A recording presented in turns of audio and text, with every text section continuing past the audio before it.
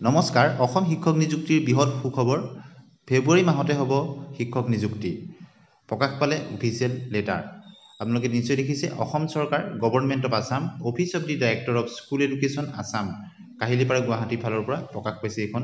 letter আৰু সন্মানীয় director বাইদেউৰ ফালৰ পৰা প্ৰকাশ হৈছে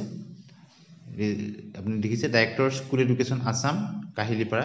গুৱাহাটী আৰু to the inspector of school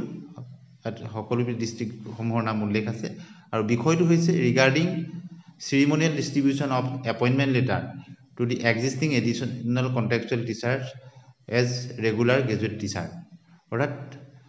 মাধ্যমিক পৰ্যায়ত কৰ্মৰত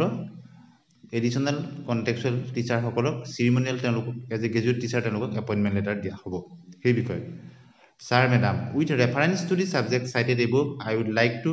inform you that the ceremonial distribution of appointment letter to the existing additional contractual teacher as a regular graduate teacher, অর্থাৎ যিসকল মাধ্যমিক পৰ্যায়ত additional contractual teacher আছে তেওঁলোকক graduate teacher হিচাপত ৰেগুলাৰ বেচিছত তেওঁলোকক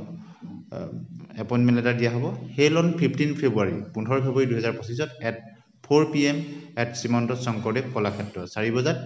শ্ৰীমন্ত শংকৰদেৱ কলাক্ষেত্ৰত প্ৰদান কৰা হ'ব You are therefore requested to inform all the concerned additional contractual teachers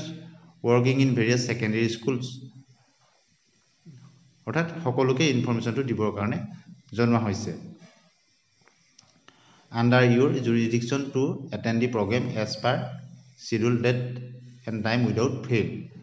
This is for your kind information and necessary action গতিকে মাধ্যমিক পৰ্যায়ত 2010 চনৰ পৰা কৰ্মৰত হৈ থকা শিক্ষকসকলৰ কাৰণে অৱশেষত ভাল খবৰ আহিল তেওঁলোকে